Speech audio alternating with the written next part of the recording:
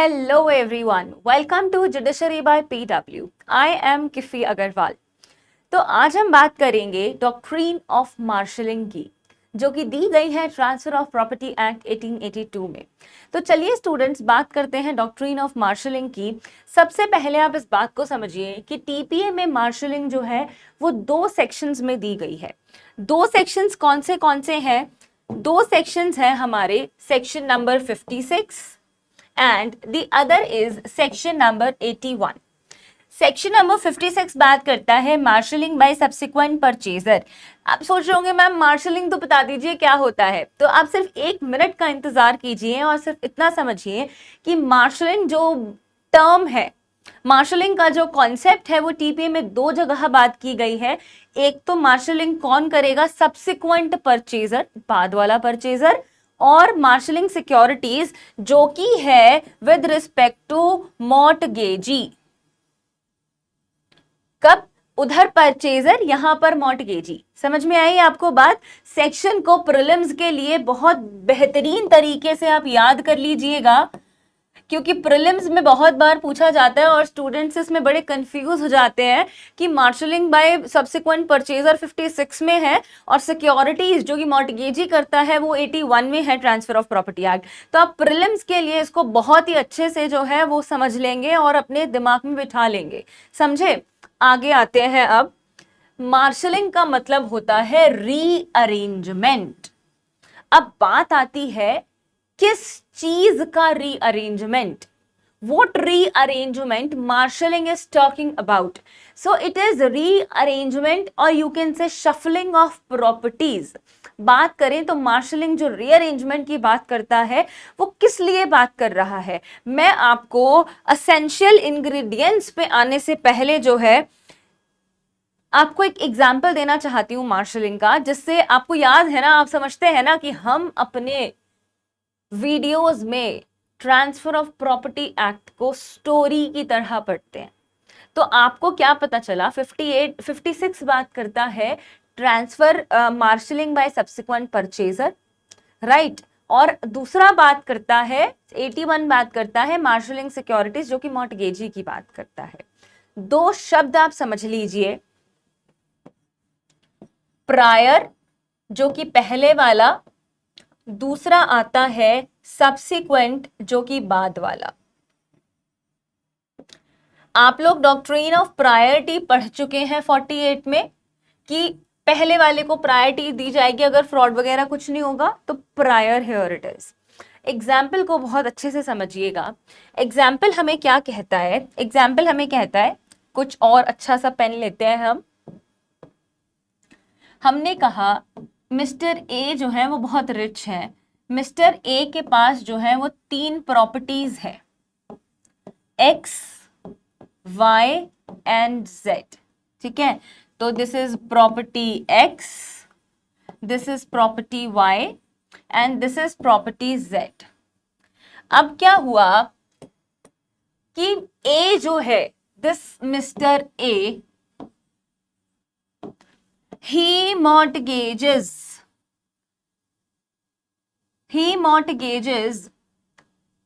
all the 3 properties, property X, property Y, property Z, to whom?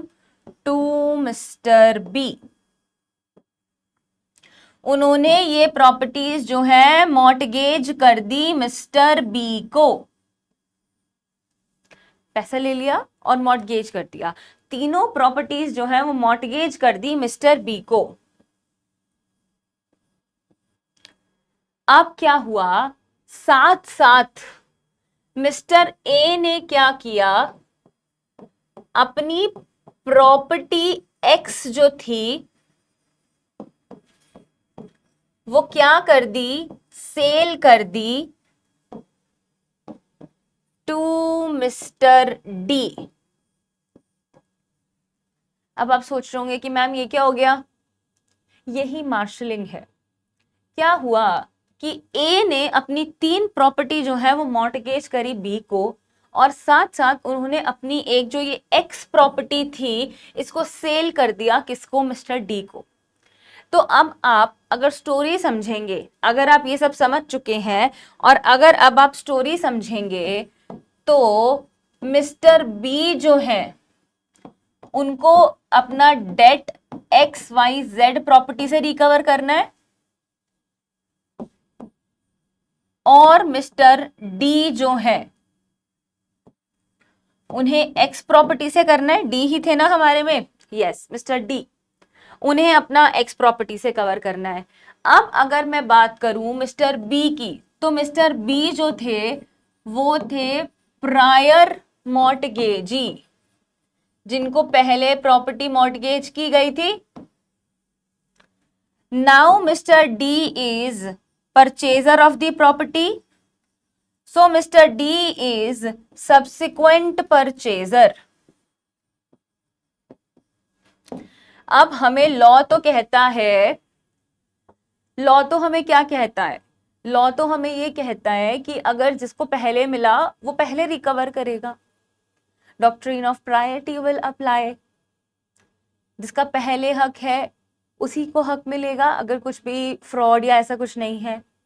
तो अब क्या हुआ कि अब जो है एक मिस्टर बी के जितना भी डेट है वो अपना रिकवर कर लेगा XYZ प्रॉपर्टी से, XYZ प्रॉपर्टी से। पर अब डर किसको लगेगा, डर लगेगा मिस्टर डी को, मिस्टर डी को डर लगेगा कि भाई ये क्या हो गया। तो अब क्या हुआ, ए अब बट ऑब्वियस सी बात है मिस्टर डी जो है वो मिस्टर ए के अगेंस्ट जो है वो केस करेंगे। बहुत सिंपल सी बात है, इसमें कोई शक और सवाल नहीं है, क्योंकि आपको ही पता है कि भाई जब वो उनको नुकसान होगा तो वो केस करेंगे ही करेंगे। तो अब यहाँ पे क्या हुआ, यहाँ पे मिस्टर डी जो है मिस्टर ए के लिए केस करेंगे, अगेंस्ट केस करेंगे, तो वो हमें समझ में आता है। पर अब मार्शलिंग का कॉन्सेप्ट क्या कहता है, मार्शलिंग का कॉन्सेप्ट ये कहता है कि जो ये मिस्टर डी है ना, ये अप्रोच करेंगे मिस्टर बी को, ठीक है, ये अप्रोच करेंगे मिस्टर बी को और वो कहेंगे कि आइए चलिए ये जो राइट है मार्शलिंग का ये मिस्टर डी के पास है, this right of marshalling is with mister D, rearrangement का। पर ये राइट ऐसा नहीं है कि वो उसको फोर्स करेंगे, बिल्कुल भी फोर्स नहीं करेंगे। मिस्टर डी जो है वो मिस्टर बी को कहेंगे कि please arrange, please rearrange property, please rearrange property. अब प्लीज रीअरेंज प्रॉपर्टी का मतलब क्या है कि मिस्टर डी क्या रिक्वेस्ट कर रहे हैं मिस्टर बी से कि प्रॉपर्टी को रीअरेंज कर लीजिए। तो वो क्या कहना चाहते हैं, वो ये कहना चाहते हैं कि मिस्टर बी आप एक काम कीजिए, आपको प्रॉपर्टी XYZ मिली थी ना, XYZ मिली थी, आप क्या कीजिए, आप ऐसे कर लीजिए Y Z और X। वो कहते हैं कि मिस्टर बी आपका डेट जो है वो 20,000 रुपए का है, आपका डेट जो है वो 20,000 रुपए का है फॉर एग्जाम्पल। तो आप क्या कीजिए, आप पहले वाई प्रॉपर्टी को जो है वो सेल कर दीजिए, आप एक्स को मत कीजिए, क्योंकि एक्स प्रॉपर्टी को तो परचेज कर लिया है ना डी ने। तो कहता है कि आप एक काम कीजिए, आप पहले वाई प्रॉपर्टी को सेल कर लीजिए, क्योंकि अब आपके पैसे नहीं मिलेंगे तो आप सेल तो करेंगे ही ना। तो suppose let suppose Y property को सेल कर कर उन्हें मिल गए 10,000 रुपीज। अब क्या हुआ, अभी 10,000 अभी भी बचे हुए हैं, तो वाई प्रॉपर्टी को सेल कर कर मिस्टर बी को मिले 8,000 रुपए। अब क्या हुआ, 2,000 तो अभी भी बच गए ना, 2,000 लेफ्ट। तो अब वो कहते हैं कि आप पहले जो दूसरी प्रॉपर्टीज हैं उनको सेल कर कर अपने डेट को कंज्यूम कर लीजिए, अपने डेट को ले लीजिए। अगर फिर भी आपका बचता है तो आप एक्स प्रॉपर्टी पे आइए। लेट सपोज अगर मान लो उनका यहीं पे 10,000 हो जाता, उनको 20,000 मिल जाते, तो उनको एक्स प्रॉपर्टी पे आना ही नहीं पड़ता। तो वो कहते हैं कि चलिए रीअरेंजमेंट कर लेते हैं प्रॉपर्टी का, क्योंकि मेरे पास ही आ गया, वो कोई भी प्रॉपर्टी हो सकती थी, वो कहते हैं वो कोई भी एप्लीकेशन लगा सकते हैं कि किसी भी तरह रीअरेंज कर लो। तो अब जब एक्स प्रॉपर्टी सेल होगी तो उसमें से 2,000 रुपए जो हैं वो सबसे पहले मिस्टर बी को दिए जाएंगे। लेट सपोज कि वो 10,000 रुपए की सेल हुई, तो ₹8,000 जो है वो किसको दिए जाएंगे, मिस्टर डी को। वो एक अलग बात है कि वो जो है केस फाइल करेंगे, ठीक है, रिकवर होगा नहीं होगा, बट अब आपको ये बात समझनी है कि ये इस राइट के लिए वो किसी को फोर्स नहीं कर सकते हैं। हम सिर्फ इतना कहते हैं कि राइट ऑफ मार्शलिंग डी के पास है कि चलिए उन्होंने प्रॉपर्टी को परचेज किया है, तो अब जो है जब उन्होंने परचेज कर लिया है तो वो अपने राइट ऑफ मार्शलिंग एक्सरसाइज कर सकते हैं कि भाई ना आपका नुकसान हो ना मेरा हो, बट फिर भी पहली प्रायोरिटी प्रायर मॉर्टगेजी को दी जाएगी, फिर सब्सिक्वेंट परचेजर को दी जाएगी, राइट। तो अब हम इसके कुछ इंग्रेडिएंट्स देखते हैं। 56 के क्या इंग्रेडिएंट्स हैं, there must be owner of 2 or more properties. तो हमारा जो ओनर है वो दो से ज्यादा प्रॉपर्टी का वो ओनर है। He must mortgage 2 or more of his properties to any person. देखो हमारे यहाँ पे क्या हुआ, ए जो है वो ओनर है, उसने क्या किया, उसने मॉर्टगेज की थी 2 या 2 से ज्यादा प्रॉपर्टीज बी को। समझे मेरी बात को। Thereafter, he must sell one of more properties to any person other than the person to whom he mortgages his property. उसने अपनी प्रॉपर्टी को क्या किया, जिसको मॉर्टगेज किया था उसको सेल नहीं करना, अदर पर्सन को करना है। तो हमारे यहाँ पे वो अदर पर्सन कौन था, मिस्टर डी। अब वो कहते हैं the sale must include at least 1 property that has been mortgage by the owner. तो हमारे केस में वो प्रॉपर्टी कौन सी थी, प्रॉपर्टी एक्स, जो उन्होंने की।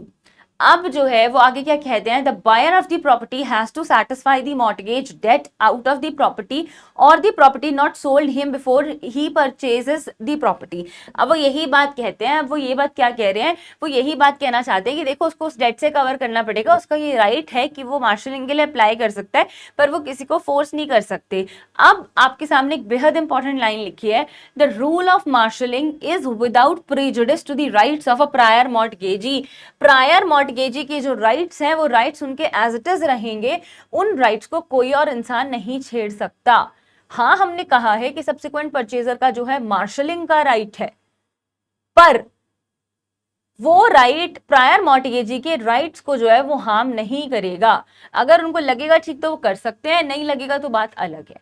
अब बात आती है आगे, और बात क्या आती है, बात ये आती है कि 56 और 81 की सेम स्टोरी है, बस स्टोरी में फर्क क्या है, यहां पे वो परचेजर है और यहां पे वो मॉर्टगेजी है। स्टोरी सेम है, बिल्कुल एलिमेंट सेम है, अगर आप पढ़ेंगे तो आपको कुछ अलग नहीं लगेगा। बस यहाँ पे वो परचेजर है, यहाँ पे 81 वाला मॉर्टगेजी है कि एक बार किसी को किया फिर दोबारा किसी और को मॉर्टगेज कर दिया। तो वो कह सकते हैं कि भी आप रीशफल कर लो, रीअरेंज कर लो प्रॉपर्टी को, एज सिंपल एज दैट।